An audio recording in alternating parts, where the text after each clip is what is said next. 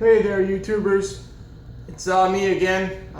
Wanted to do another video on the Dyson V6 Motorhead on the carbon fiber head not spinning. So I grabbed it this morning, went to clean up a small mess, pulled the trigger, the max setting wasn't on, pulled the trigger and the head wasn't spinning. So automatically I went online and looked for a YouTube video that's trying to explain, hey, why isn't the head spinning? I went to the Dyson website. It said that there's a blockage. Make sure that these two components right here are clicked in fully.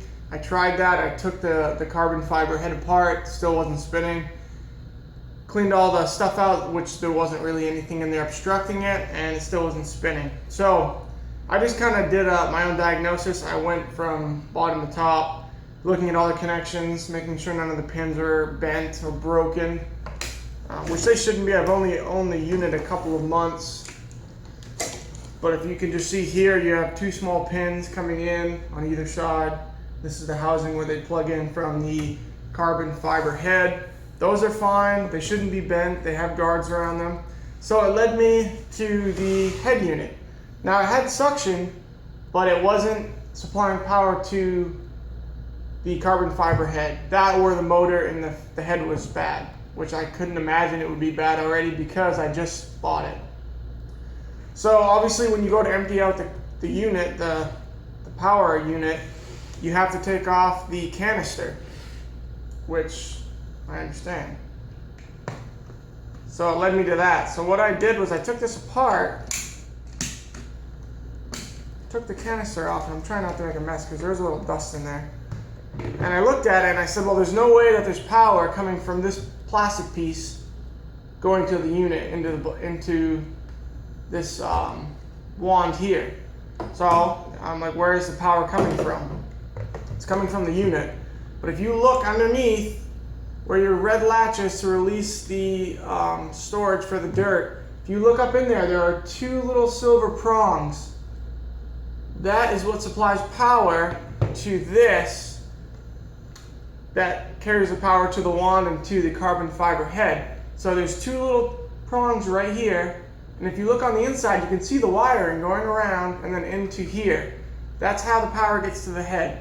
Now my problem was they either weren't lined up correctly or they were covered with dirt. When I took this out, they were covered. Like there was a bunch of dust in here, so I went and took some air duster and I just blew it out.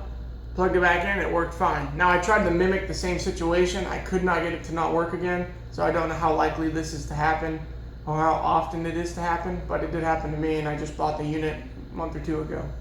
So that's a quick fix. Now if you go on Dyson's website, they're just gonna say, oh, is there any obstructions? Do you have the spindle all the way plugged in? Is it locked into place using the flathead side here?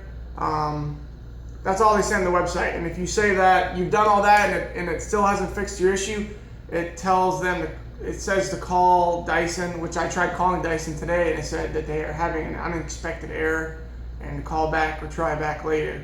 So there you are. It's just a quick, simple fix. Don't freak out. I know these units are a lot of money. I was about to freak out and I realized that's all it was. The connection point's right here. So just when you snap this on, keep that in mind when you're putting this back on after you empty it out. That's what it is. You want to make sure it's lined up correctly and then snapped into place. Make sure there's no debris in there. So there it is. That's just a quick video on one of the issues it could be for your carbon fiber head not spinning or your smaller furniture cleaner. There's a smaller head, so that could be the same issue. It's not carrying power. So that is it. Thanks for watching this video. If you like, please give me a like and subscribe. All right, thanks so much. Bye.